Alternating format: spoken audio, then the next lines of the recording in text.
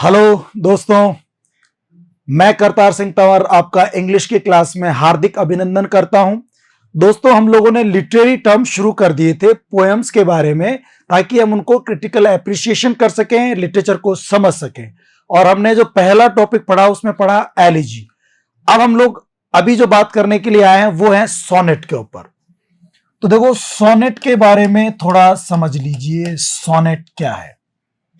Sonnet की अगर हम बात करें तो सोनेट ये जैसे एलिजी का ग्रीस में था ओरिजिन, इसका इटालियन वर्ड है सोनेटो। सोनेटो वर्ड से बना, जिसका मतलब होता है ए लिटिल सॉन्ग, एक छोटा गीत, a little strain, a little song, एक छोटा गीत। ये बहुत छोटा होता है, इतना छोटा कि केवल 14 लाइंस में खत्म हो जाता है। तो it is a short poem of 14 lines. 14 line की छोटी सी कविता होती है सोनेट। ये लिरिकल पोएम होती है, इसको आप गा सकते हैं, लिरिकल पोएम होती है। और इसकी ना इंट्रिकेट राइम स्कीम होती है, थोड़ी कॉम्प्लेक्स, थोड़ी कठिन इसकी राइम स्कीम होती है। मतलब फिक्स होती है, राइम स्कीम कठिन भी होती है और फिक्स भी होती है। कई बार तो ना राइम स्कीम के बेस पर ही आप लोग सोनेट के प्रकार देखते हैं, kinds of sonnets based on rhyme scheme. Rhyme scheme के अकॉर्डिंग कुछ पेट्रार्कन सोनेट होते हैं, कुछ शेक्सपियरियन सोनेट होते हैं, कुछ स्पेंसरियन सोनेट होते हैं। राइम स्कीम के अकॉर्डिंग सोनेट के काइंड्स चेंज होते हैं। तो कुछ इंपॉर्टेंट बातें आपके सामने आ गई सोनेट के बारे में। इटली इसका ओरिजिन है, सोनेटो शब्द से बना है। वैसे लैटिन वर्ड भी एक सोनेट, उससे भी बनता है। इसका होता है लिटिल सॉन्ग। कितना little? Only 14 lines. A short lyrical poem of 14 lines. Short lyrical poem of 14 lines, which is written with intricate rhyme scheme. और एक बात और समझना इसके अंदर, it is written in iambic pentameter. ये लिखी जाती है iambic pentameter में। ये भी खास बात होती है। वैसे तो 90% पोएम्स जो इंग्लिश लिटरेचर में लिखी गई हैं, they are written in iambic pentameter. वो आयम्बिक पेंटामीटर में लिखी होती है।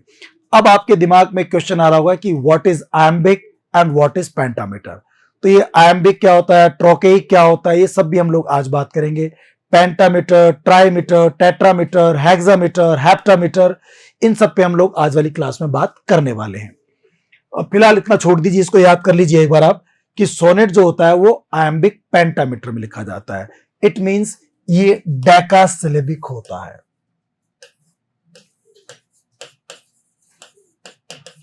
क्या होता है दोस्तों? ये डेकासिलेबिक, मतलब एक लाइन में 10 सिलेबल्स होंगे। हर मीटर में 5 जो है वो सिलेबल होंगे, और ऐसे 2 सिलेबल होंगे। और पेंटा 5 मीटर होंगे, 5 फुट होंगे, 5 फीट होंगे, जिसमें हर फीट में जो है वो 2 सिलेबल्स होंगे। तो 5 टू 10 सिलेबल डेकासिलेबिक होगा। आयम्बिक लिखा जाएगा, थोड़ा समझे तो ये समझ सकते हैं कि पहले अनस्ट्रेस होगा और फिर स्ट्रेस सिलेबल होगा। 2 सिलेबल होंगे, पहले अनस्ट्रेस बाद में स्ट्रेस। मैं इसको थोड़ा समझाऊंगा आपको, डीपली चलेंगे हम लोग, बट तब तक याद रखें सोनेट क्या होता है। ए short lyrical poem of 14 lines with intricate rhyme scheme written in iambic pentameter. This is the definition of sonnet.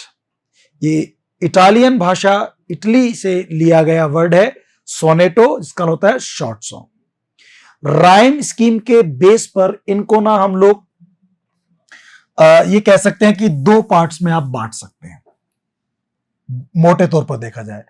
और वैसे आप सोनेट को जो है ना, आप ये कह सकते हैं कि राइम स्कीम के बेस पर इसको 3 भागों में डिवाइड कर सकते हैं। एक्चुअली दो कह सकते हो, तीसरा जो होता है वो दूसरे का ही एक वेरिएंट होता है। सोनेट के 3 पार्ट कर सकते हैं हम लोग, पेट्रार्कन सोनेट, शेक्सपियरियन सोनेट और Spenserian sonnet. Spenserian sonnet, Petrarchan sonnet, Shakespearean sonnet, Spenserian sonnet. देखो पेट्रार्कन सोनेट, ये वर्ड बना पेट्रार्क से। पेट्रार्क नाम के कवि थे जिन्होंने एक पर्टिकुलर राइम स्कीम बनाई और उसके आधार पर 14 लाइनों की कविता लिखी। ये पेट्रार्क ने इसको फेमस किया, इसको लिखा, तो इसलिए इसका नाम पड़ा पेट्रार्कन सोनेट। इटली के थे ये चूंकि इटली के थे इसलिए इसे इटालियन सोनेट भी कहा जाता है। चूंकि ये इटली के थे इसलिए इनको इटालियन सोनेट भी कहा जाता है, ठीक है ना, इटली से थे इसलिए। इसे क्लासिकल सोनेट भी कहते हैं। क्या कहते हैं? क्लासिकल सोनेट, क्योंकि ये बहुत पुराना है, पुराने को बोलते हैं classical. 14th century, it was written in 14th century, बहुत पुराना, आज से 600-700 साल पुरानी बात है। तो चूंकि पुराना है इसलिए क्लासिकल सोनेट भी कहते हैं। इसको इटली में लिखा गया था पेट्रार्क द्वारा, तो इटालियन सोनेट पैसा, लेकिन इंग्लैंड में इंग्लिश में इसको फेमस करने वाले थे मिल्टन। चूंकि इसको फेमस करने वाले थे मिल्टन इसलिए इसको मिल्टनिक या मिल्टोनिक सोनेट भी कहा जाता है। फेमस करने वाले थे इसको मिल्टन, इसलिए इसको मिल्टोनिक सोनेट भी कहा जाता है।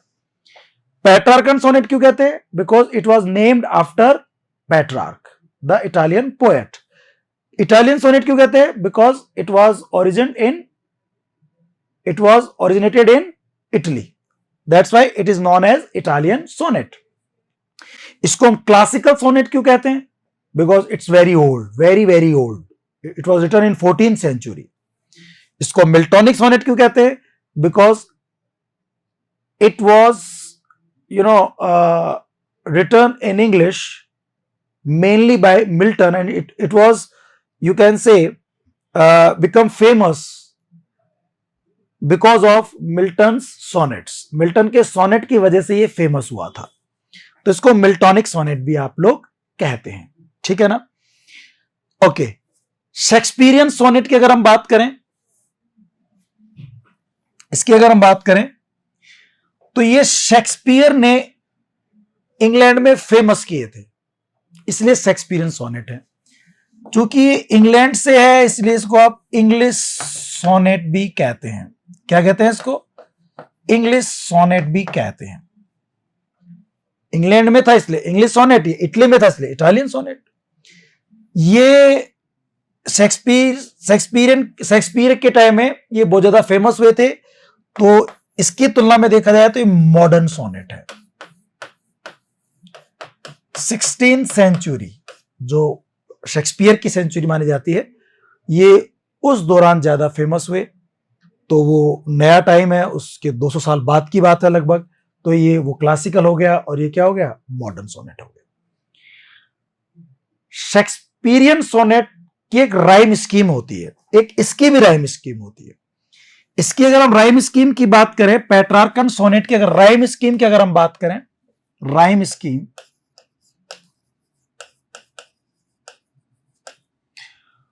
तो पेट्रार्कन सोनेट में ना एक्चुअली हम आगे बढ़ते हैं, इसमें 2 पार्ट होते हैं। अगर आप पेट्रार्क की बात करें, पेट्रार्कियन सोनेट की अगर आप बात करते हैं, तो इसके ना 2 पार्ट होते हैं, ऑक्टेव और सेस्टेट। एक ऑक्टेव होता है, एक सेस्टेट होता है। टोटल तो 14 लाइंस होती हैं, लेकिन ऑक्टेव में इसका एक पार्ट हो गया, उसमें आएंगी 8 लाइंस और सेस्टेट में आएंगी 6 लाइंस। 8 + 6 14 लाइंस। क्लियर? ऑक्टेव जो होता है इसमें 8 लाइंस के अंदर कोई भी प्रॉब्लम को, कोई भी क्वेश्चन को अराइज किया जाता है, क्वेश्चन को उठाया जाता है, कोई प्रोपोजिशन, कोई प्रस्ताव, कोई मुद्दा, कोई इश्यू रखा जाता है, कोई प्रॉब्लम रखी जाती है, कोई प्रपोजिशन रखा जाता है और उस स्टेट में उसका आंसर देने की ट्राई की जाती है। आंसर, सॉल्यूशन, रेजोल्यूशन, आंसर आता है, सॉल्यूशन आता है। ऑक्टेव में 8 लाइंस होती हैं जिनमें पोएम का जो मुद्दा है, जनरली सोनेट जो होती है वो बेस्ड होते हैं, लव सॉन्ग होते हैं। तो शुरू में कोई प्रस्ताव, कोई प्रपोजिशन, कोई मुद्दा, कोई क्वेश्चन उठाया जाता है और उसको समझा करके सेस्टेट में उसका आंसर दिया जाता है, सॉल्यूशन होता है, रिजोल्यूशन होता है, एक निर्णय निकल के आता है, डिसीजन निकल के आता है। ऑक्टेव की 8 लाइन के बाद ना एक कोई कोमा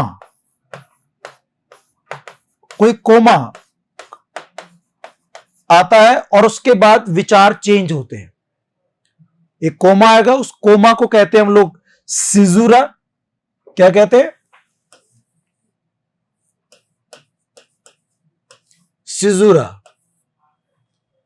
ऑक्टेव की 8 लाइन के बाद कोई कोमा, कोई फुल स्टॉप, कोई ना कोई ऐसे पंक्चुएशन मार्क आएगा जहां आपको लगेगा कि हम यहां रुक रहे हैं ऑक्टेव के बाद। फिर 6 लाइन अलग शुरू होती है, एक तरह से थोड़ा सा कहीं ना कहीं कोई विराम, एक स्टॉपेज आता है, उसको आप कहते हैं सिजुरा।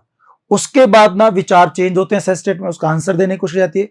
जो विचार चेंज होते हैं उसको टर्न कहते हैं, उसको वोल्टा कहते हैं। और जो फुल स्टॉप आता है, जो कोमा आता है, जो विराम आता है, उसको आप सिजुरा कहते हैं। ये इटालियन वर्ड है, सिजुरा। और उसके बाद विचार चेंज होते हैं, उसे क्या कहते हैं आप? वोल्टा या टर्न कहते हैं। ये बातें होती है ऑक्टेव में। 8 लाइंस होती हैं, सेस्टेट में 6 लाइंस होती हैं जिनमें उनको आंसर देने की कोशिश आती है। ऑक्टेव के बाद एक फुल स्टॉप, कोई कोमा, कोई स्टॉपेज आता है जिसे हम लोग सिजुरा कहते हैं। उसके बाद विचार चेंज होते हैं, विचार बदलते हैं, जिसे आप लोग वोल्टा या टर्न कहते हैं। यहां तक क्लियर बात आप लोगों के? ओके। फिर चूंकि पेट्रागन सोनेट की एक राइम स्कीम होती है अलग से, तो राइम स्कीम इंपॉर्टेंट है। इसकी राइम स्कीम की हम बात करें अगर पेट्रागन सोनेट की, तो जो ये ऑक्टेव होता है ना 8 लाइंस, इसकी राइम स्कीम तो फिक्स होती है। ऑक्टेव की राइम स्कीम तो फिक्स है, A B B A, A B B A, A B B A B B A, ये राइम स्कीम होती है 8 लाइंस की। देखो 1 2 3 4 5 6 7 8। और जो ये तो हो गया ऑक्टेव का। और जो सेस्टेट होता है ना इसका, उसमें जनरली जो राइम स्कीम होती है वो होती है C D E C D E, C D E C D. तो 3-3 के 3 जो टर्सेट्स हैं उनसे मिला के सेस्टेट बन गया। 3-3 लाइनों को टर्सेट कहते हैं हम लोग, ट्रिपलेट कहते हैं। और 3-3-6 हो गया। तो 4-4-8 3-3-6, तो 2 तो क्वाड्रेंट्स हो गए, 4-4 लाइन के 2 क्वाड्रेंट्स और 3-3 लाइन के 2 ट्रिपलेट या टर्सेट्स। और टोटल 8 लाइन ये हो गई और 6 लाइन ये हो गई। 8 + 6 14 लाइन्स हो गई। जनरली सेस्टेट का ये होता है और इसका तो फिक्स है ऑक्टेव का राइम स्कीम तो A B B A B B A. कई लोग ना सरल भाषा में इसको याद करने के लिए ट्रिक्स बना देते हैं, अब्बा अब्बा कीड़े कीड़े, ऐसा लोग याद रख लेते हैं। आप लोगों को जरूरत नहीं है, मुझे पता है ट्रिक्स की, बट थोड़ा याद हो जाता है कि पेट्रागन सोनेट की राइम स्कीम क्या होती है? अब्बा अब्बा कीड़े कीड़े, देखो अब्बा खाने में कीड़े आ गए, कीड़े आ गए, ऐसा बोल सकते हैं आप। अब्बा अब्बा कीड़े कीड़े, A B B A C D E C D E. ये हो गया सेस्टेट। सेस्टेट के अंदर इस राइम स्कीम के और वेरिएंट भी आपको मिल सकते हैं। सी डी ई सी डी भी हो सकता है, सी डी सी हो सकता है, कड़क कड़क, अब्बा अब्बा कड़क कड़क, ऐसा हो सकता है। सी डी ई और डी सी ई, कीड़े और डी के, ऐसा हो सकता है। ठीक है ना? ये हो सकता है। इसके अलावा देखो ऐसा हो सकता है C D C D C D, 2-2 line के 3 कपलेट्स हो सकते हैं। 6 लाइन तो हो ही जाएंगे इससे भी। कड़ कड़ कड़, अब्बा अब्बा, कड़ कड़ कड़, कीड़े डी के, कड़क कड़क, कीड़े कीड़े, ऐसे करके ये सेस्टेट में ना आपको अलग अलग वेरिएंट्स मिल सकते हैं। बट हाँ, ऑक्टेव का तो फिक्स होता है ए बी बी ए। ये इंट्रिकेट राइम स्कीम है, कुछ सरल नहीं है, कॉम्प्लेक्स है। इसलिए कहता है कि सोनेट में इंट्रिकेट राइम स्कीम होती है और राइम स्कीम फिक्स होती है कि इसमें ऐसी होगी, इसमें ऐसी होगी। ठीक है ना। तो आई होप ये वाली बात समझ में आ गई हुई आप लोगों को कि पेट्रार्कन सोनेट को पेट्रार्कन सोनेट क्यों कहते हैं, क्योंकि पेट्रार्कन पोएट ने इसको पॉइंट किया था एक तरह से, उसने ज्यादा इसको फेमस किया इटली के अंदर। फिर इसको हम इटालियन सोनेट भी क्या कहते हैं, बिकॉज क्योंकि ओरिजिन इसका इटली में हुआ, इसको इटालियन सोनेट भी कहते हैं। इंग्लैंड में इसको फेमस करने वाले थे मिल्टन, जॉन मिल्टन, इसको मिल्टोनिक सोनेट भी कहते हैं। हालांकि अगर एक बात देखें हम लोग कि ये जो पेट्रार्कन सोनेट था ना, इसको इंग्लैंड में लेकर आने वाले थे टॉमस वायट। कौन थे लाने वाले? टॉमस वायट। इंग्लैंड में पेट्रार्कन सोनेट को इंग्लिश में यहां लेकर आने वाले थे टॉमस वायट। ठीक है ना। और टॉमस वायट हो गया, एक था अर्ल ऑफ सरे, जिसको आप हेनरी भी कहते हैं, अर्ल ऑफ सरे, टॉमस वायट, और एक ग्रिमेल्ड, निकोलस ग्रिमेल्ड। इन तीनों ने मिलकर इटालियन सोनेट, पेट्रार्कन सोनेट, जो एबीबीए सीडी राइम स्कीम होती है, उस पर based, Italian scheme rhyme scheme पर बेस्ड उन्होंने कुछ सोनेट लिखे।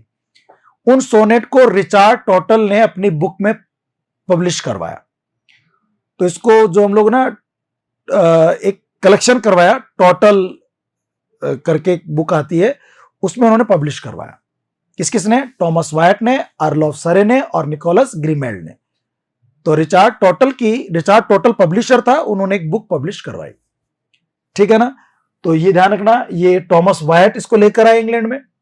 शेक्सपियरियन सोनेट को फेमस किया शेक्सपियर ने, बट ये जो राइम स्कीम होती है शेक्सपियरियन सोनेट की, अगर हम बात करें तो शेक्सपियरियन सोनेट में क्या होता है दोस्तों, देखो इसमें 3 क्वैट्रंस होते हैं, 3 क्वैट्रंस होंगे, हर क्वैट्रन में 4 लाइन्स होंगी। Each quatrain is of 4 lines. Quatrain होता है 4 लाइन का, 4 लाइन के 3 क्वैट्रन, तो 12 लाइन्स हो गई। एक आता है इसमें कपलेट, कपलेट या कपलेट, एक कपलेट होगा, एक कपलेट होगा। इसमें क्या होगा, एक ही होगा 2 लाइन का, 2 लाइन का एक कपलेट होगा। तो देखो 3 क्वैट्रंस हो गए 4 लाइन के, 4 लाइन का स्टेंजा को कहते हैं क्वैट्रंस, 2 लाइन के स्टेंजा को कहते हैं कपलेट। आगे हम पढ़ेंगे स्टेंजा के अंदर। तो 12 लाइन्स तो यहां हो गई और एक कपलेट। इसमें भी क्या करते हैं हम लोग, यहां कोई क्वेश्चन को रखा जाता है, यहां कोई मुद्दा रखा जाता है, और उस मुद्दे को अलग अलग क्वैट्रन में अलग अलग वैरायटी से रखा जाता है। पहले क्वैट्रन में अलग बात करेंगे, दूसरे क्वैट्रन में उसी पर अलग बात करेंगे, तीसरे में अलग करेंगे, और चौथे में ये जो कपलेट होता है, इसके अंदर आप समरी निकाल देंगे, उसकी जो बातें कही ना आपने, उसकी आप क्या करेंगे, समरी निकाल देंगे। ठीक है ना, कैप कर देंगे उसको, आप कपलेट हो जाएगा। तो ये इसकी राइम स्कीम क्या होती है, अगर हम बात करें शेक्सपियरियन सोनेट की, तो पहले क्वैट्रन की होगी ए बी, दूसरा क्वैट्रन फिर अब सी से शुरू होगा, सी डी, चौथा ई से शुरू होगा, ई एफ, ये तो हो गए 3 क्वैट्रंस, और लास्ट में आ जाएगा जी। जो लास्ट का जो कपलेट है उसका राइम स्कीम हो जाएगा जी, A B, C D, E F, और लास्ट में आ जाएगा जी। ठीक है ना। तो ये राइम स्कीम होती है शेक्सपियरियन सोनेट की। इस राइम स्कीम के ऊपर सबसे पहले इंग्लैंड में लिखने वाले कौन थे, वो थे हेनरी हावर्ड, जिसको आप अर्ल ऑफ सरे भी कहते हैं। उन्होंने सबसे पहले इसके ऊपर लिखा और फेमस किया उसको शेक्सपियर ने, इसलिए वो ज्यादा फेमस करने वाले के हिसाब से शेक्सपियरियन सोनेट नाम पड़ गया। शेक्सपियर ने, ऐसा कहा जाता है कि उन्होंने लगभग 154 सोनेट्स लिखे, 154 सोनेट्स, जो कि अक्सर जो अधिकतर जो उनके सोनेट्स थे वो उनके एक दोस्त थे WH, उनको डेडिकेट किए। कुछ सॉन्ग कहते हैं कि एक डार्क लेडी नाम की उनकी, कहा जाता है ऐसा कि वो उनकी बिलव्ड थी और उनको उन्होंने डेडिकेट किए। तो अधिकतर तो वो WH पे है, विलियम हर्बर्ट, लेकिन कुछ उनके डार्क लेडी पर भी डेडिकेटेड है। तो ये जो 154 सोनेट्स हैं पोस्टह्यूमसली, इनकी मौत के बाद, शेक्सपियर की मौत के बाद टॉमस थॉर्प ने पब्लिश करवाए। टॉमस थॉर्प ने वो पोएम जो इनके सोनेट्स थे 154 उनको पब्लिश करवाया। अर्ल ऑफ सरे ने इस राइम स्कीम पे सबसे पहले लिखा, शेक्सपियर ने फेमस किए, उनके 154 सोनेट्स थे, बहुत ज्यादा सोनेट लिखे उन्होंने, और वो बाद में टॉमस थॉर्प ने उनको पब्लिश करवाया। ठीक है ना, ये होता है। और शेक्सपियर सोनेट की राइम स्कीम होती है A B C D E F और लास्ट का जो कपलेट होता है जी जी।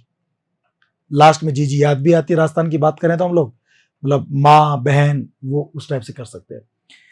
फिर जो स्पेंसिरियन सोनेट है, अगर हम इसकी बात करें तो स्पेंसिरियन सोनेट कुछ नहीं है, ये शेक्सपियरियन सोनेट की तरह ही है। ये actually a variant of Shakespearean sonnet है, ये उसी का तो वेरिएंट है, ये उसी का दूसरा प्रकार है। ठीक है ना, शेक्सपियरियन सोनेट का एक प्रकार है।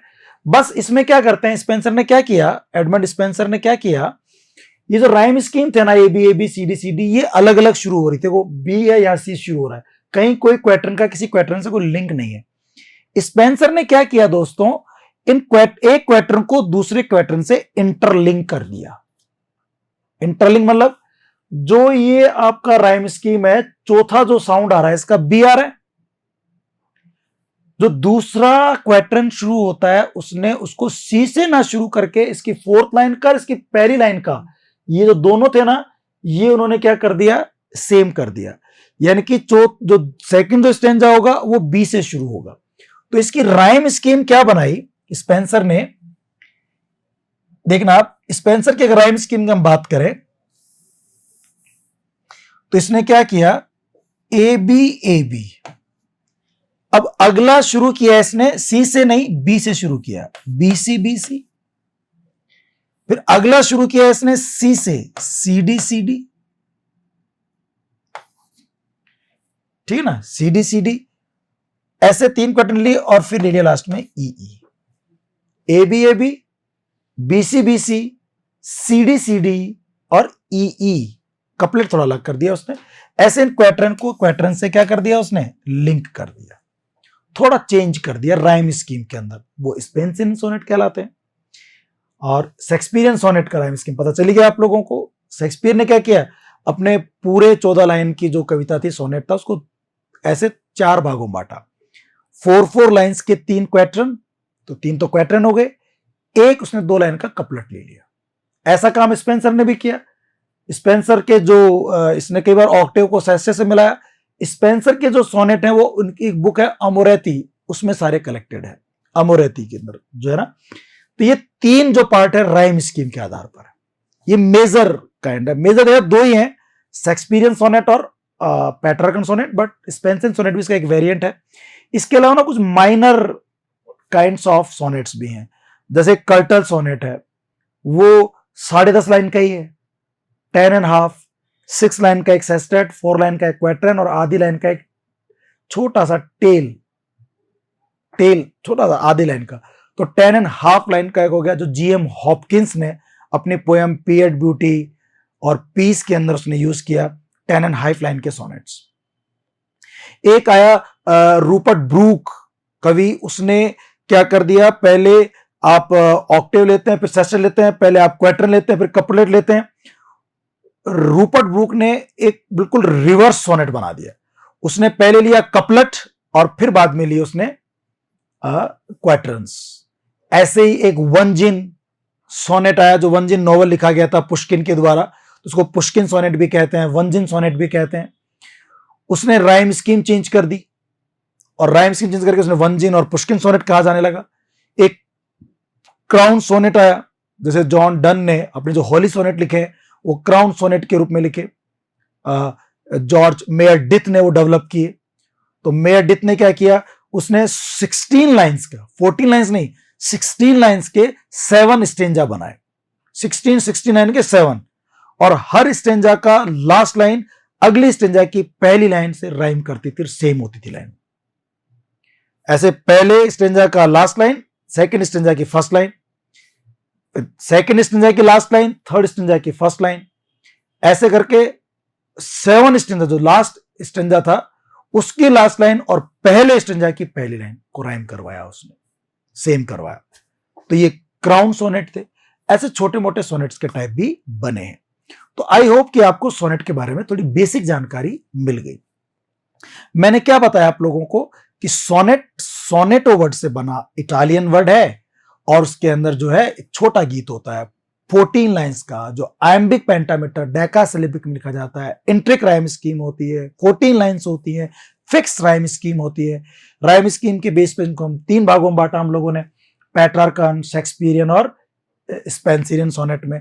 कुछ छोटे मोटे सोनेट भी हैं, कर्टल सोनेट 10.5 लाइन का, रिवर्स सोनेट जो रूपर्ट ब्रूक ने लिया, वंजिन सोनेट या पुष्किन सोनेट, और एक हम पढ़ रहे थे क्राउन सोनेट। तो इन सब के बारे में थोड़ा हम लोग और देख लेते हैं। ठीक है दोस्तों, हम लोग पीपीटी के थ्रू इनको देख लेते हैं। आई होप यहां तक तो आपको समझ में आया होगा। देखिए सोनेट की अगर हम बात करें, ओरिजिन इटली है। जो सोनेट वर्ड है ये ऑक्टियन एक भाषा है फ्रांस की, ऑक्टियन।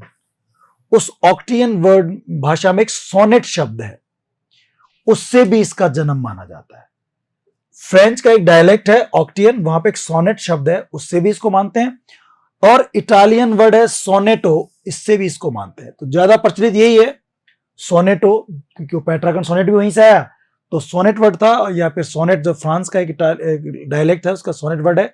दोनों का मतलब होता है ए लिटिल साउंड और स्ट्रेन, छोटा गीत, a little song, little sound. It is short lyric poem, देखना छोटा गाया जाने वाला गीत होता है sonnet, consisting of a single stanza, जिसमें एक स्टेंजा होगा 14 लाइंस का, और ये लाइन लिखी जाएंगी आयम्बिक पेंटामीटर में। मैं बताऊंगा अभी आपको आयम्बिक पेंटामीटर क्या होता है। ये डेकासिलिबिक होता है, 10 सिलेबल्स होते हैं। Lines linked by an intricate rhyme scheme, एक जटिल, इंट्रिकेट यानी वेरी कॉम्प्लिकेट राइम स्कीम होती है। इट एक्सप्रेसेस सिंगल थॉट, छोटी कविता होती है तो एक ही थॉट को एक्सप्रेस करते हैं, एक ही फीलिंग को एक्सप्रेस करते हैं। पुराने जो सोनेट थे, वो जो क्लासिकल सोनेट थे, they are based on love song होते थे। बाद में जो जॉन मिल्टन आया उसने थोड़ा पॉलिटिक्स डाल दिया उसके अंदर, तो पॉलिटिक्स का भी विषय आने लगा, सब्जेक्ट होने लगा।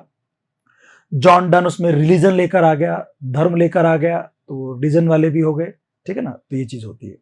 ओके, शैली का ओजीमेंडियस, ये इसी का एक सोनेट ही है। On the basis of the rhyme scheme के बेस पर आप इनको ना 3 टाइप्स में बांट सकते हैं। सोनेट को 3 भागों में इसको बांटा जा सकता है।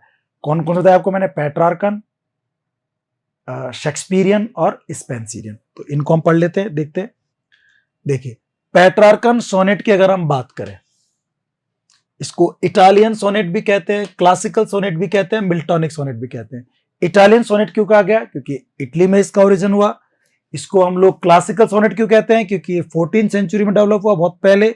और मिल्टॉनिक सोनेट भी कहते हैं क्योंकि मिल्टन ने इसको इंग्लिश में इंग्लैंड में फेमस किया। Named after 14th century Italian poet Petrarch. तो 14th सेंचुरी तो क्लासिकल हो गया, इटालियन पोएट था इसलिए इटालियन सोनेट हो गया, पेट्रार्क ने डेवलप किया इसलिए पेट्रार्कन सोनेट हो गया। तीनों बात समझ में आ गई आप लोगों को। कंसिस्टिंग ऑफ एन ऑक्टेव, इसमें एक तो ऑक्टेव होता है, फर्स्ट 8 लाइन, शुरू की 8 लाइन, और एक सेस्टेट होता है, रिमेनिंग 6 लाइन। ऑक्टेव शुरू की 8 लाइन, बाद की बची 6 line sestet. Usually octave raises a question, octave में क्वेश्चन को उठाया जाता है। Sestet tries to answer it, sestet में उस क्वेश्चन का आंसर देने की कोशिश की जाती है। ऑल्सो कोल्ड इटालियन सोनेट, इसको इटालियन सोनेट भी कहते हैं।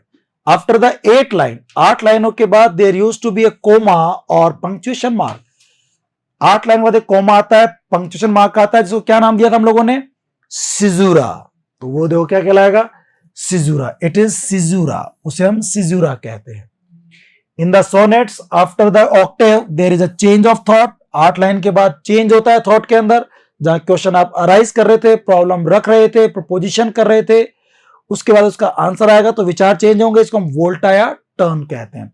इट इज नोन एज वोल्टा और टर्न, इसे ही हम वोल्टा या टर्न कहते हैं।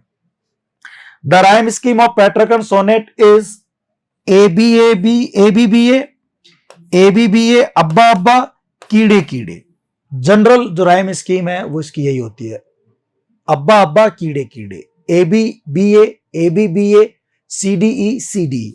लेकिन there may be variation in the rhyme scheme of sestet. Sestet की राइम जो सी डी है ना, उसमें और वेरिएशन भी आपको मिल सकते हैं। सी डी सी जो मैंने कड़क कड़क कहा था याद करने के लिए, डी सी कीड़े डी के, और सी डी और सी डी, ये और तरह के भी इसके अंदर राइम स्कीम हो सकती है। ठीक है। The structure of a typical Italian और Petrarchan sonnet includes two parts. इसमें दो पार्ट्स होते हैं एक साथ में, ऑक्टेव और sestet. The compact form of argument, first the Octave, इसमें पहले में तो आर्ग्यूमेंट के अंदर आप ऑक्टेव होता है, 8 लाइंस होती है जिसमें 2 क्वार्टर्न होते हैं 8 लाइंस के, ए बी बी ए, दो ए बी बी ए और A B B A, 4 line को बोलते हैं क्वार्टर्न्स। तो 2 क्वार्टर्न्स हो गए जिसमें टोटल कितनी लाइन हो गई आपके पास, 8 लाइंस हो गई। इसकी राइम स्कीम भी फिक्स होती है। सेस्टेट की राइम स्कीम में ना थोड़े वेरिएशंस आते हैं। तो देखिए इसमें प्रपोजिशन, कोई समस्या को रखा जाता है, डिस्क्राइब अ प्रॉब्लम, अभी ऊपर पढ़ा था हमने, क्वेश्चन रखा जाता है, कोई प्रॉब्लम रखी जाती है, फॉलोड बाय सेस्टेट, उसके बाद एक सेस्टेट आता है। क्या आता है उसके बाद, सेस्टेट 2 टर्सेट्स, इसमें 3 लाइनों के टर्सेट्स होते हैं, कई बार 2 लाइन के कड़ कड़ वाले सी डी कपलेट्स भी हो सकते हैं। टर्सेट्स होते हैं 2 6 लाइन के, विच प्रपोजेज अ रेजोल्यूशन, इसमें रेजोल्यूशन होता है, सॉल्व, निर्णय निकल के आता है, डिसीजन आता है। Typically the 9th line, 8th line के बाद जो 9th लाइन आएगी सेस्टेट की पहली line, what is called the turn और वोल्टा, उसे हम टर्न या वोल्टा कहते हैं। जो 9th लाइन है ना, उसको आप टर्न या वोल्टा कहते हैं कि यहां विचार बदल रहा है, यहां चेंज हो रहा है 8 लाइन के बाद। Which acts to signal the moves from proposition to resolution, जहां पता है कि भाई आपने पहले ऑक्टेव में प्रपोजिशन रखा था, प्रस्ताव कोई प्रॉब्लम रखी थी, और अब इन 6 लाइन में 9th लाइन से आपको उसका रेजुलेशन मिलना शुरू हो जाएगा, उसका निर्णय निकलना शुरू हो जाएगा। यहां तक समझ में आ रहा है। अब हम एक एग्जाम्पल करते हैं। एन एग्जाम्पल ऑफ इटालियन और Petrarchan sonnet is as follows. Rhyme scheme जो होती है उसकी एबीबी होती है, देखो आप। When I consider how my light is spent, John Milton की एक कविता थी ऑन हिज ब्लाइंडनेस, वहां से लिखा गया, वहां से लिया गया। स्पेंट, एक स्पेंट में पेंट, एंट, एंट, एंट का साउंड है तो ए दे दिया नाम हमने। राइम स्कीम ऐसे करते हैं हम लोग, मैं बताऊंगा आपको, राइम स्कीम पढ़ाऊंगा आगे। ई एन टी, एंट, ये आपका एक इसकी जो है साउंड है, राइम है। वाइड, वाइड में आइड, आइड बी हो गया, नया साउंड आ गया तो नया नाम दे दिया ए बी। अब देखो वाइड और हाइड, हाइड में भी आई डी ई है तो दोनों सेम ही है, बी और बी। फिर आ गया स्पेंट में एंट था, बेंट में भी देखो एंट है, इसका नाम क्या दे दिया, वो दोनों सेम हो गए नहीं, एंट एंट, तो यहां ए दे दिया, यहां ए दे दिया, आइड आइड बी भी दे दिया तो ए बी बी ए हो गया, ए बी बी ए। ऐसे आगे देखो प्रेजेंट में भी एंट आ गया तो ए हो गया, चाइल्ड आई डी ई आ गया, बी हो गया, डिनाइड में आई ई डी आ गया, बी हो गया, सेम ही तो हो रहा है, ऊपर वाला ही तो आ गया। और इधर आ गया प्रिवेंट यानी कि एंट तो ए हो गया। राइम स्कीम हो गई A B B A B B A, 8 lines हो गई ऑक्टेव। बातें कर रहा है यहाँ पे, ये बता रहा है कि भाई मैं, मेरी आंखें चली गई, मैं रोशनी चली गई, मैं देख नहीं पा रहा, भगवान मुझे डांटेंगे या मैं पोएम कैसे लिखूंगा, वो सब बात कर रहा था।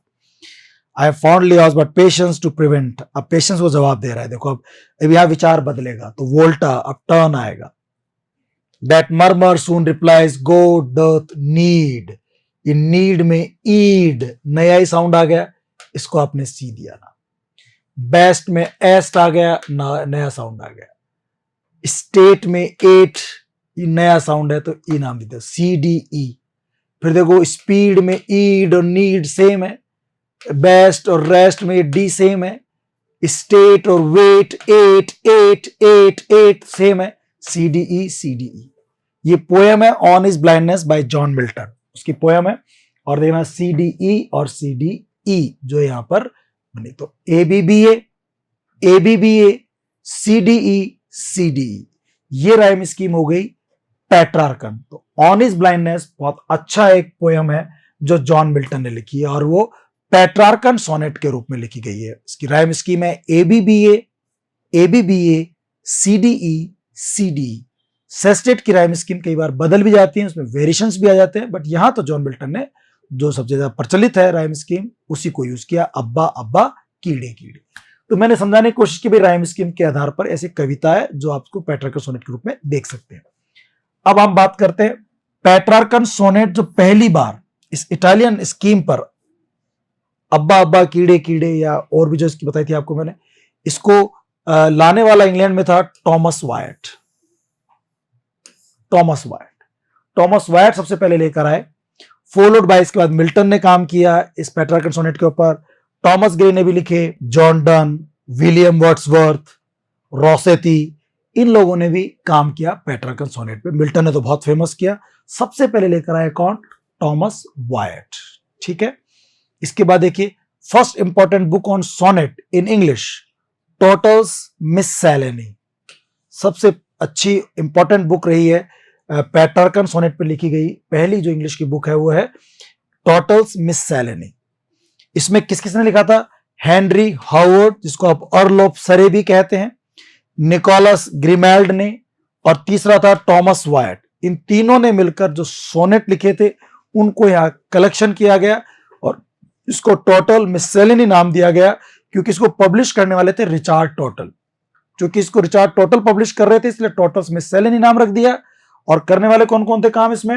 हेनरी होवर्ड, जिसको आप अर्ल ऑफ सरे भी कहते हैं, तो अर्ल ऑफ सरे आ जाए चाहे हेनरी होवर्ड आ जाए, दोनों एक ही बात है, और निकोलस ग्रिमेल्ड और टॉमस वायट, इन्होंने मिलकर के जो है वो ये सोनेट लिखे और टोटल मिससेलेनी में उसको पब्लिश करवा दिया।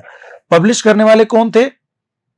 Richard total. देखिए आप उन्हीं के बारे में बात करते हैं। It was publish by Richard total, इसको पब्लिश करने वाले थे रिचार्ड टोटल। 1557 में पब्लिश किया गया लंदन में। जो क्लासिकल थीम थी सोनेट्स की वो थी लव, बाद में मिल्टन उसमें पॉलिटिक्स ले आया, डन उसके अंदर रिलीजन को ले आया, वर्ड्सवर्थ का कंपोज्ड अपॉन वेस्टमिंस्टर ब्रिज इसी पर है, अब्बा अब्बा कीड़े कीड़े राइम स्कीम वही है जो बताई थी आपको मैंने, ABBA CDE। और तोरू दत्त का जो द लोटस जो पोयम है वो भी पेट्रार्कन सोनेट की राइम स्कीम पर ही लिखी हुई है। ये हो गया पेट्रार्कन सोनेट। अब हम बात करते हैं दोस्तों शेक्सपियरियन सोनेट। पहला हो गया पेट्रार्कन, दूसरा हो गया शेक्सपियरियन सोनेट। इसे आप इंग्लिश सोनेट भी कहते हैं क्योंकि इंग्लैंड में डेवलप हुआ, शेक्सपियर ने इसको फेमस किया इसलिए इसको शेक्सपियरियन सोनेट भी कहते हैं। Named after Shakespeare, also called English sonnet in 16th century. ये 16th में आया था, पेट्रार्कन सोनेट 14th सेंचुरी में आया था।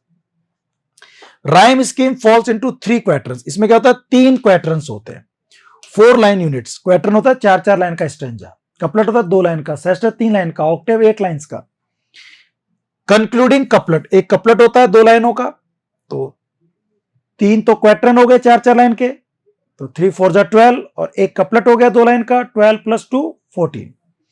The quatrains usually presents a repetition with variation of the statement.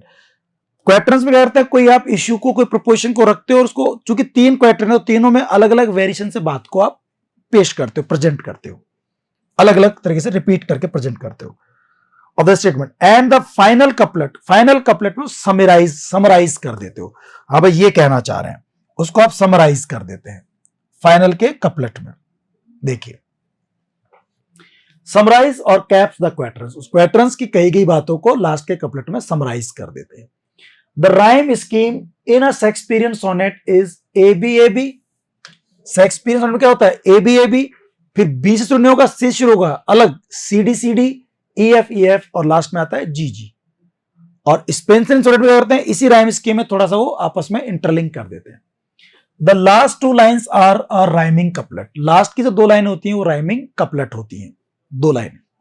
जैसे एक सोनेट है शेक्सपियर का लिखा हुआ, उसने देखा let me not the marriage of true minds, minds में आइंड्स, लव में तो बी हो गया, फिर देखो फाइंड्स में आइंड्स ए, दोनों सेम हो गए, लव और रिमूव तो ये दोनों लगभग सेम है। राइम स्कीम में आइडेंटिकल भी चल जाता है, तो राइम स्कीम हो गई ABAB। अब ये जो नया शुरू होगा, मार्क में आंख, सी आ गया, शेकन में एकन, बाक और मार्क सेम हो गया, देखो सीडी, और ये आक और बाक सेम हो गया। इधर एकन है, आगे देखो इधर आ गया टेकन, टेकन, एकन, ये दोनों सेम हो गया। तो सीडी सीडी, दो क्वेटरन हो गए। फिर देखो तीसरा क्वेटरन चीक्स यानी कि ईक्स। राइम कैसे बनाते हैं? अंतिम शब्द का जो वॉवल साउंड्स होता है ना, स्ट्रेस्ड वॉवल साउंड, उसको लेते हैं और उसके बाद जो भी स्पीच साउंड बचते हैं उनको शामिल करते हैं। तो चीक्स में च नहीं लेंगे, वॉवल साउंड शुरू करेंगे ईक्स, ईक्स पूरा बोला जाएगा। ईक्स नया आ गया। कम, कम में क्या मत बोलो, अम, ये एफ हो गया, नया साउंड आ गया ई एफ। अब एक तो ईक्स आएगा, एक आएगा, देखना आप आगे ऐसे ही करेगा वो। शेक्सपियर ने लिया था यार, देखो वहां पे चीक्स था, यहां पे आ गया वीक्स, तो ईक्स हो गया। और वहां तक कम, यहां पे होगा डूम। तो मिलता जुलता, थोड़ा मिलता जुलता भी चल जाता है। हो सकता है पहले उसको डम कहते हो, उसको कूम कहते हो, तो ऐसा भी कहता है कि पुराने जमाने में उसको अलग बोला जाता हो, तो उनको अंग्रेजों को लगता हो कि यार ये ठीक है, बट थोड़ा बहुत आइडेंटिकल भी हो सकता है, मिलता जुलता भी राइम स्कीम में कर लेते हैं। तो एग्जैक्ट नहीं मिला, कम का डूम थोड़ा सेम सेम सा मिल गया।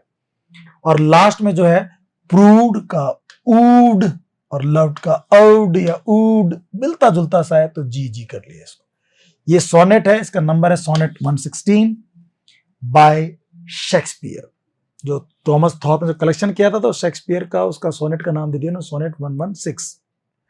और इसका था, इसमें देखो राइम स्कीम वही है, A B, C D, E F और जी जी। समझ में आ रहा है आप लोगों को? इस तरह से राइम स्कीम बनाई जाती है।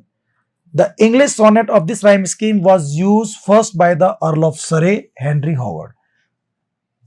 शेक्सपियर ने सबसे पहले लिखे, उसने फेमस किया था, सबसे पहले लिखा इसको earl of Surrey Henry Howard ने। ये क्वेश्चन का ध्यान रखना। शेक्सपियरियन सोनेट की या इंग्लिश सोनेट की सबसे पहले शुरुआत किसने की? इंग्लिश सोनेट्स लिखा जाता है ना इसको, सबसे पहले शुरुआत की अर्ल ऑफ सरे ने, हेनरी हॉवर्ड भी उसका नाम है। शेक्सपियर ने 154 सोनेट्स लिखे, जो थॉमस थॉर्प ने 1609 में उसको क्या करवाया? पब्लिश करवाया।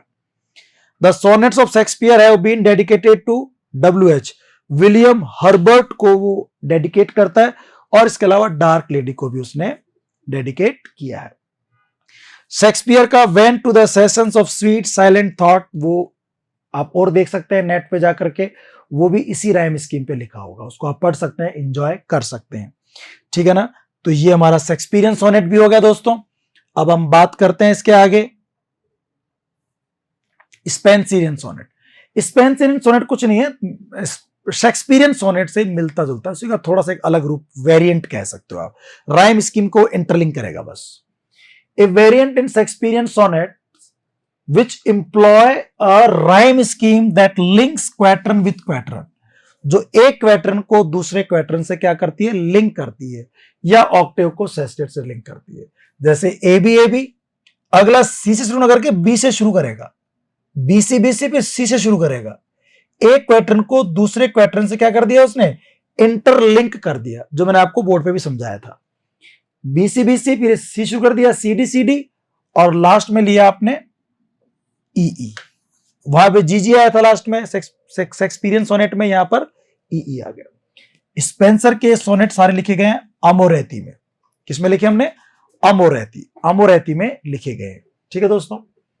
Minor types of sonnet, sonnet के माइनर टाइप की बात करता है, कुछ छोटे मोटे सोनेट भी होते हैं। एक है कर्टल सोनेट, जो 10.5 लाइन का होता है, जो GM हॉपकिंस ने पीएड ब्यूटी में और पीस में लिखा है। It was introduce by GM Hopkins. एक इंपॉर्टेंट बात, GM हॉपकिंस ने इसको इंट्रोड्यूस किया। It is a sonnet of 10.5 lines, 10.5 line का, 10.5 लाइन्स का सोनेट होता है। It contains sestet 6 line. Okay, इसमें क्या होता है? एक सेस्टेट होता है 6 लाइन का, फिर एक क्वेट्रन होगा 4 लाइन का, और टेल पीस होगा आधी लाइन का। तो 6 + 4 + ½ टोटल 10.5 लाइन्स होती है। इसमें कितनी लाइन होती है? 10.5 लाइन, 10.5 लाइन का होता है। ठीक है। GM हॉपकिंस ने पीएड ब्यूटी और पीस ये लिखी हैं, वो इसी पर है। ठीक है ना? अब देखना 10.5 लाइन्स मिलेंगी आपको नेट पे, इसको आप चेक करना, पढ़ना, आपके बुक्स में आप देखना है इनको। ओके, ये हो गया। इसके बाद आप बात करते हैं रिवर्सल सोनेट की, जो रूपर्ट ब्रूक ने लिखी। देखिए आप, reversal sonnet, it is started with one couplet, उल्टा होता है, कपलेट लास्ट में आता है लेकिन ये कपलेट से शुरू होगा और फिर होंगे 3 क्वेट्रंस, फिर 3 क्वेट्रन आएंगे। It was introduce by Rupert Brooke, Rupert Brooke ने इंट्रोड्यूस किया था ये, ठीक है ना। और इसकी पोएम थी ए सोल्जर, आप देखना उसमें पहले कपलेट होगा और बाद में उसमें 3 क्वेट्रंस होंगे। फिर आता वंजिन स्टेंजा या पुष्किन स्टेंजा, ठीक है ना। इसमें क्या होता है, वंजिन नाम का एक नॉवल था जो लिखा पुष्किन ने था। पुष्किन ने एक नॉवल लिखा वंजिन, उसमें उसने सोनेट वर्स के रूप में उस सोनेट को लिखा, तो उसको नॉवल को लिखा, जैसे हमारे यहां विक्रम सेठ ने द गोल्डन गेट लिखा है, ऐसे ही कुछ इसने लिखा। पुष्किन ये फॉर्म जो होती है वो नॉवल वंजिन में लिखी। इसमें क्या होता है, आयम्बिक टेट्रामीटर में लिखा गया। हम बात कर रहे थे कि सोनेट किस में होते हैं, आयम्बिक पेंटामीटर में 5 फीट होते हैं। ये कह रहे नहीं, आयम्बिक टेट्रामीटर मतलब 4 फीट का था ये। डेकासिलेबिक ना होकर के ये ऑक्टासिलेबिक होगा। It's rhyme scheme is ABAB, rhyme scheme भी अलग है, ना तो आपको शेक्सपियर में मिलेगी, ना किसी में नहीं मिलेगी, ना स्पेंसर मिलेगी, ना पेट्रार्कन में मिलेगी। ABAB ठीक है पहला। तो अगला कर दिया CCDD, उसे अगला कर दिया EFFE और लास्ट में G। एक अलग ही राइम स्कीम बना दी इसमें, ABAB CCDD EFFE GG। Vikram Seth जो हमारे यहाँ इंडियन नॉवलिस्ट है, उन्होंने इस सोनेट को यूज किया अपने वर्स नॉवल में।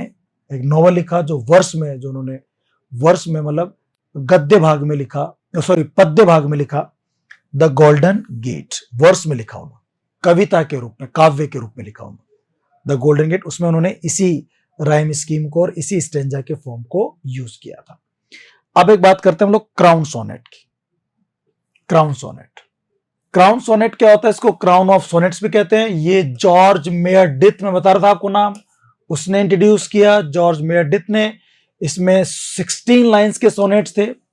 सोनेट वैसे कितने लाइन के होते हैं, 14 लाइंस के होते हैं, बट इसने 16 लाइंस के लिखे। कर्टल सोनेट पढ़ा था, वो 10.5 लाइन का है। 16 लाइन के सोनेट्स हैं। The last line of the first sonnet, पहले सोनेट की जो लास्ट लाइन होती है वो will be the first line of the next sonnet. पहले सोनेट की आखिरी लाइन और दूसरे सोनेट की पहली लाइन सेम होंगी, एंड सो ऑन, और ऐसे आगे चलता रहेगा। मतलब फिर दूसरे सोनेट की लास्ट लाइन तीसरे सोनेट की फर्स्ट लाइन होगी, फिर तीसरे सोनेट की लास्ट लाइन फोर्थ सोनेट की फर्स्ट लाइन होगी, ऐसे चले जाओगे। लास्ट में 7th सोनेट की लास्ट लाइन फर्स्ट सोनेट के पहली लाइन से मैच करेगी। Finally the last line of the last sonnet becomes the first line of the first sonnet. इसमें 16 लाइन्स के 7 स्टेंजास होते हैं, 7 सोनेट्स होते हैं, 16 लाइन के 7 सोनेट्स। जॉन डन के जो होली सोनेट्स हैं वो इसी पर बेस्ड है, ऐसे क्राउन सोनेट के रूप में ही लिखे गए हैं।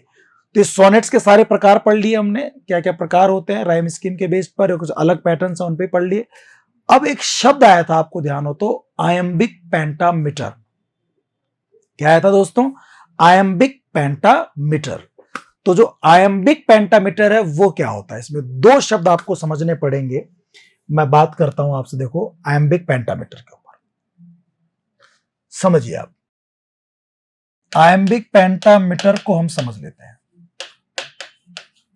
क्योंकि आपको क्रिटिकल एप्रिसिएशन करने में भी काम में आएगा कि भाई पोएम आयम्बिक पेंटामीटर में लिखी गई है, टेट्रामीटर में लिखी गई है, डोकेइक है, ट्रोकेइक है, क्या है, कौन सी पोएम है, वो सब देखना समझ में आना चाहिए।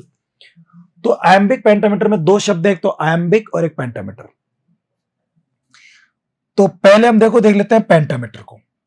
एक्चुअली क्या होता है, हर लाइन में कुछ ना ऐसे सिलेबल होते हैं, कुछ फुट होते हैं। तो अगर 1 फुट है, एक भाग है, तो उसको आप मोनोमीटर कहते हैं। क्या कहेंगे उसको आप, मोनो। 1 है तो। अगर 2 फीट है तो मोनो की जगह वर्ड आ जाएगा डाई, और डायमीटर हो जाएगा, डायमीटर। इसको लिख भी सकते हैं हम लोग, डायमीटर। अगर 3 फीट हो गए तो 3 फीट हो गए तो फिर आप करेंगे ट्राई मीटर। 4 हो गए तो 4 अगर फीट है तो टेट्रा। 5 है तो पेंटा। 5 है तो पेंटा, जो पेंटा आ रहा है पेंटामीटर हो जाएगा। 6 है तो हेक्सा। 7 है तो हेप्टा। 8 है तो ऑक्टा। 9 है तो नोना। और 10 है तो डेका। 10 सिलेबल है तो डेका। ये वर्ड्स है, ये केमिस्ट्री साइंस में भी आते हैं, हमारे इंग्लिश में भी आ गया। 1 फुट है तो मोनो यानी एक। Di means 2, tri means 3, tetra means 4, penta means 5, hexa means 6, hepta means 7, octa means 8 और नोना मीन्स 9 और डेका मीन्स 10 फुट होंगे या 10 फीट होंगे। एक तो ये बात होगी। तो पेंटामीटर मतलब उसमें 5 फीट होंगे, इतना समझो। एक बार आप एग्जांपल दे समझाऊंगा कैसे होते हैं। पेंटामीटर मतलब 5 फीट हो गए। अब इसमें वर्ड है आयम्बिक। आयम्बिक का मतलब क्या होता है, देखो इसको समझते हैं। आयम्बिक मतलब क्या है? आयम्बिक मीन्स पहले एक अनस्ट्रेस सिलेबल होगा, फिर एक स्ट्रेस सिलेबल होगा। पहले अनस्ट्रेस होगा, फिर क्या होगा? स्ट्रेस सिलेबल होगा। आयम्बिक का मतलब ये होता है। अब ये अनस्ट्रेस और स्ट्रेस क्या है, देखो मैं बताता हूं। हमारे इंग्लिश के अंदर जो वर्ड्स होते हैं ना, जो पार्ट्स ऑफ स्पीच होते हैं, एक पार्ट्स मतलब parts of sentence. Parts of speech की बात करें तो उसमें से कुछ तो होते हैं स्ट्रेस सिलेबल होते हैं। कौन से होते हैं? नाउन, वर्ब, एडजेक्टिव और एडवर्ब। ये तो होते हैं स्ट्रेस सिलेबल। और कुछ होते हैं अनस्ट्रेस्ड। अनस्ट्रेस सिलेबल में क्या होगा? नाउन को छोड़ दो, प्रोनाउन। अच्छा, वर्ब में देखना, वर्ब में अगर दोनों वर्ब दे रखी हैं, हेल्पिंग वर्ब और मेन वर्ब, तो हेल्पिंग वर्ब तो अनस्ट्रेस हो जाएगी, मेन वर्ब स्ट्रेस हो जाएगी। ये भी होता है। प्रोनाउन, कंजक्शन, एंड, और, नोर, आइदर, नाइदर, ये सब। प्रपोजिशन, आर्टिकल्स, डिटर्मिनर्स, ठीक है ना, प्रोनाउन, ये सब चीजें होती हैं, ये होती है अनस्ट्रेस। तो किसी भी सेंटेंस में या तो शब्द स्ट्रेस्ड होगा या तो शब्द क्या होगा? अनस्ट्रेस होगा। सिलेबल कह दो या वर्ड कह दो, वर्ड के फिर टुकड़े होते हैं, वो सिलेबल कहते हैं हम लोग। तो नाउन, वर्ब, एडजेक्टिव, एडवर्ब, ये तो होते हैं स्ट्रेस्ड। और प्रोनाउन, कंजक्शन, प्रपोजिशन, आर्टिकल्स, जिनको जोड़ने ओढ़ने में काम आते हैं, इनकी जगह पे काम आते हैं, ये मुख्य शब्द नहीं होते, ये कंटेंट वर्ड नहीं होते, इनको आप लोग कहते हैं अनस्ट्रेस। तो इन पे तो स्ट्रेस लगेगा और इन पे स्ट्रेस नहीं लगेगा। जब आप आयम्बिक पोएम लिखोगे तो पहला आपका जो सिलेबल होगा वो अनस्ट्रेस होगा, दूसरा सिलेबस क्या होगा? वो स्ट्रेस होगा। कभी इन बातों का ध्यान रखते हैं कि पहले वो अनस्ट्रेस लिखेंगे, फिर वो क्या लिखेंगे? स्ट्रेस लिखेंगे। मैं आपको एग्जांपल देता हूं, देखो उससे समझ में आएगी बात आपको। जैसे टॉमस ग्रे की पोएम जो है elegy written in country churchyard, वो क्या लिखते हैं, देखिए आप। The curfew tolled the nail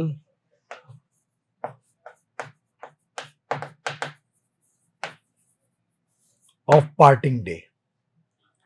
पहली लाइन है elegy written in country churchyard की, and this is written in iambic pentameter. अब आपको समझ में आ गया क्या होता है। द आर्टिकल है, ये अनस्ट्रेस है। कर्फ्यू, इसमें ना 2 सिलेबल है, 2 टुकड़े हैं शब्द के, कर फ्यू। तो जो किसी शब्द के कितने वोवल साउंड्स हैं उसमें, उनके हिसाब से उनके सिलेबल बनते हैं। तो कर, अ, और फ्यू, यू, ये 2 सिलेबल हो गए। तो कर पे तो जो है वो स्ट्रेस है और फ्यू पे अनस्ट्रेस है, तो दो टुकड़े हो गए, तो इसके टुकड़े कर दिए हमने ऐसे, ये टुकड़े हो गए इसके, अनस्ट्रेस आ गया और स्ट्रेस आ गया, दो सिलेबल हो गए, ये 1 फुट हो गया।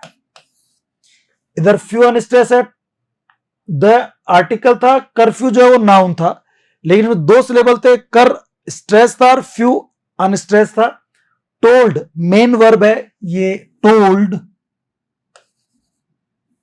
ये क्या हो गया आपका, 1 सिलेबल हो गया, ठीक है ना, टोल्ड। फिर द क्या हो गया, अनस्ट्रेस, नेल हो गया स्ट्रेस, एक ही सिलेबल हो गया। ऑफ प्रपोजिशन है, अनस्ट्रेस, पार्टिंग, पार्ट में ये स्ट्रेस है, और देखो यहां टुकड़ा हो गया इसका एक, इंग, ये अनस्ट्रेस हो गया, ठीक है, और डे स्ट्रेस हो गया। अब देखना आप 1 2 3 4 और 5 फीट हो गए। वापस देखना, the curfew tolled the knell of parting day, इस तरह से लाइन है, तो द कर अनस्ट्रेस और स्ट्रेस, अनस्ट्रेस और स्ट्रेस, ये नाउन, नेल घंटी नाउन था, ये आर्टिकल था, तो अनस्ट्रेस हो गया, ये स्ट्रेस हो गया। ओ प्रोपोजिशन है, अनस्ट्रेस हो गया। पार्टिंग, पार्ट पे स्ट्रेस है, इंग पे स्ट्रेस नहीं है, तो अनस्ट्रेस और स्ट्रेस हो गया। और डे, दिन नाउन होता है तो स्ट्रेस हो गया। तो 5 हो गए, 5 फीट हो गए तो पेंटामीटर हो गया, 5 फीट हो गए तो पेंटामीटर हो गया। और इसके अंदर जो है एक अनस्ट्रेस है और एक स्ट्रेस है, तो ये क्या हो गया, आयम्बिक पेंटामीटर, क्या हो गए, आयम्बिक पेंटामीटर, ठीक है ना, ये हो गया। बात समझ में आ रही है आप लोगों को? ऐसे बनते हैं। ऐसे ना आप एक पोएम हम और पढ़ेंगे, अभी नोट से पढ़ लेंगे वो, जो हमारे अलेक्जेंडर पॉप हैं, वो भी बहुत अच्छे मास्टर रहे हैं लिखने में, बहुत अच्छा लिखते थे, परफेक्ट पोएम्स लिखते थे, जो नियो क्लासिकल एज के रहे हैं अलेक्जेंडर पॉप। तो उन्होंने उनका एक ऐसे है, ऐसे ऑन क्रिटिसिज्म, तो उन्होंने एक लाइन लिखी है, we think our fathers fools, so wise we grow. Our wiser sons, no doubt, will think us so. That poem, that couplet was also written in iambic pentameter. मैं उसमें भी आपको समझाऊंगा कि किस तरह से कौन सा अनस्ट्रेस और कौन सा स्ट्रेस है। तो हम ये थोड़ा बात करने वाले हैं कि ये मीटर कैसे बनाते हैं और क्या आयम्बिक होता है, क्या ये ट्रोकेइक होता है, इस पे हम बात करने वाले हैं। तो देखिए, चलते हैं आगे। मैट्रिक लाइन, मैट्रिक लाइन जो होती है, named according to the number of feet composing it, कितने नंबर हैं उसमें, कितने उसमें क्या बोलते हैं अपने, फीट कितने हैं। तो अगर 1 फुट है तो मोनोमीटर बोलेंगे, मोनोमीटर। 2 है तो डाई, 3 है तो ट्राई, 4 है तो टेट्रा, ये पढ़ा था आपको मैंने भी। 5 फीट है तो पेंटामीटर, 5 फीट है तो पेंटामीटर। अगर 4 फीट है तो टेट्रामीटर, 6 है तो हेक्सामीटर, फिर 7 है तो हेप्टामीटर, 8 फीट है तो ऑक्टामीटर, 9 फीट है तो नोना, 10 है तो डेका, 10 है तो डेका। तो मीटर समझ में आ गया। अब वो आयम्बिक क्या होता है उनको वो थोड़ा देख लेते हैं। देखो हम लोग, देखिए, the 4 standard feet distinguish in English, 4 standard feet होते हैं इंग्लिश में, 4 फीट होते हैं। एक होता है आयम्बिक, एक होगा आपके आगे देख लेंगे, चलो पहले आयम्बिक देखते हैं। आयम्बिक को जो पढ़ाया थोड़ी पहले वो इंपॉर्टेंट है, अधिकतर 90% पोएम्स तो इसी में लिखी गई हैं। आयम्बिक क्या होता है, एक तो अनस्ट्रेस लेवल होता है, फॉलोड बाय स्ट्रेस लेवल। पहले अनस्ट्रेस आएगा जिसको हम ऐसा साइन बनाते हैं, अनस्ट्रेस, और स्ट्रेस का ऐसा बनाते हैं। It is the commonest English foot, ये सबसे कॉमन इंग्लिश फुट होता है आयम्बिक, सबसे ज्यादा चलने वाला। स्ट्रेस लेवल तो किससे बनते हैं, नाउन से, वर्ब से, एडवर्ब से और एडजेक्टिव से। अनस्ट्रेस लेवल किससे बनेंगे आपके, pronoun, preposition, conjunction, determiner, article, इन सब से। अब मैं जो एग्जांपल दे रहा देखो आप, the curfew tolls the knell of parting day. तो द कर, द अनस्ट्रेस था, कर स्ट्रेस था, फ्यू अनस्ट्रेस था, टोल्स स्ट्रेस था, 2 गए। The knell unstress, stress, of, unstress, part में स्ट्रेस, इंग में अनस्ट्रेस, पार्टिंग, और डे स्ट्रेस। तो क्या हो गया 1 2 3 4 5, तो पेंटामीटर।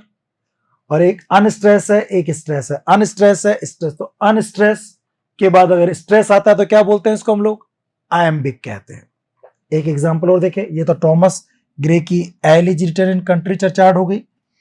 अब देखो वो जो बता रहा था आपको अलेक्जेंडर पोप का essay on criticism, essay on criticism, उसमें देखिए आप वी थिंक, वी प्रोनाउन है, ध्यान देना आप, वी प्रोनाउन है, अनस्ट्रेस हो गया, थिंक स्ट्रेस हो गया, अनस्ट्रेस स्ट्रेस, एम्बिक हो गया, और 1 फुट हो गया। आर ये डिटर्मिनर है, अनस्ट्रेस, फादर्स, हम सोचते हैं हमारे फादर्स फूल हैं, जब हम बड़े होते हैं सोचते हैं हम लोग जैसे हम बड़े होते हैं, लेकिन हमारे जो वाइजर सन्स हैं no doubt will think us सो, वो भी हमें ऐसा ही समझेंगे।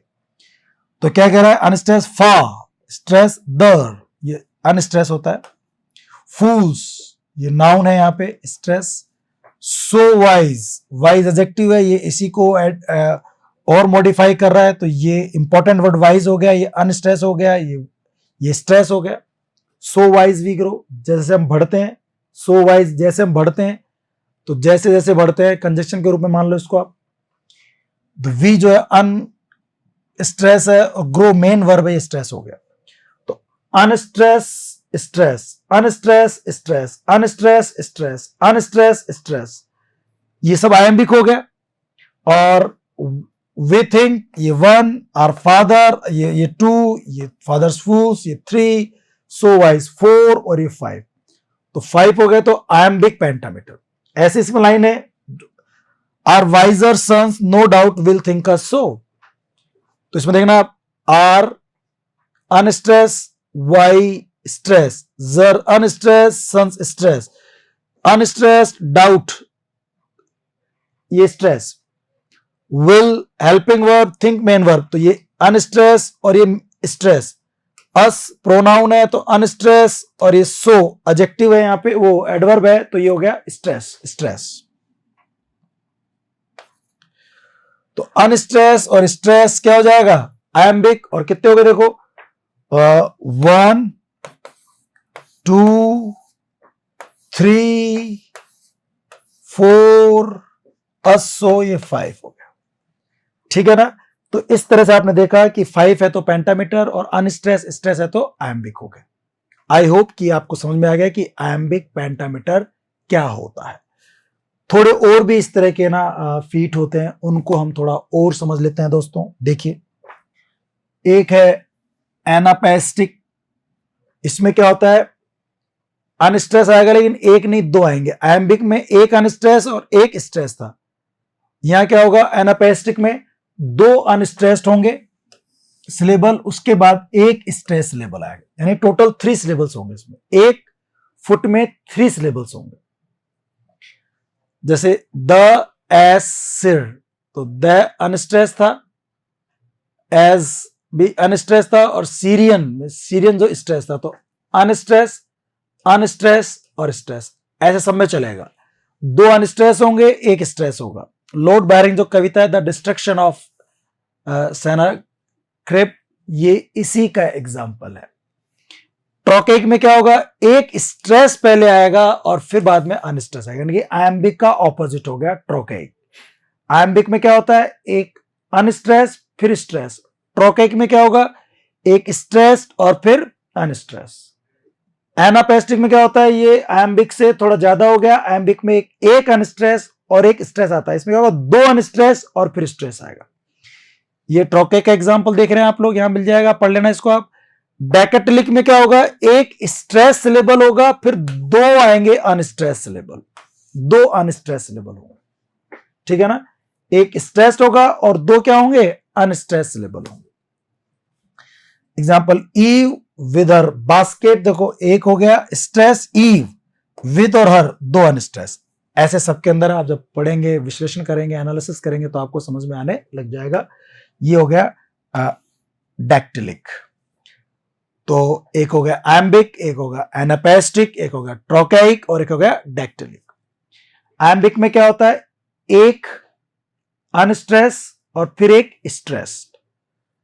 एनापेस्टिक में क्या हो गया, दो शुरू में अनस्ट्रेस फिर एक stressed. Trochaic is just opposite to iambic. इसमें क्या होगा, पहले एक स्ट्रेस्ड आएगा और फिर एक अनस्ट्रेस्ड आएगा। और डैक्टिलिक में क्या होगा, दो शुरू में स्ट्रेस्ड आएंगे फिर एक अनस्ट्रेस आएगा।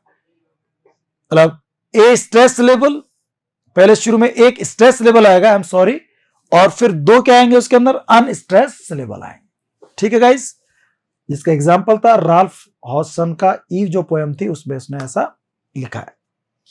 तो ये हमने बात कर ली सोनेट की, और साथ में हमने ये बात कर ली कि जब आप क्रिटिकल एप्रिसिएशन करेंगे, पोएम को पढ़ेंगे, तो आपको उनकी लाइंस को पढ़ के देखना है कि भाई उसका फिट क्या है, उसका फुट क्या है, कौन सा फुट यूज किया है उन्होंने, वो ट्रोकेइक यूज किया है, डैक्टिलिक किया है, एनापेस्टिक किया है, एम्बिक किया है, और कितने मीटर में लाइन लिखी गई है, वो लाइंस कितने मीटर की है, पेंटामीटर है, हेक्सामीटर है, टेट्रामीटर है, ये सब की हमें जानकारी होनी चाहिए। इतना हमने पढ़ा है दोस्तों, और इस क्लास के लिए इतना काफी है। Thank you so much. फिर हम नेक्स्ट क्लास में बात करते हैं, एक नए टॉपिक के साथ, एक नए जोश के साथ मिलते हैं। Thank you so much, have a good time, thank you.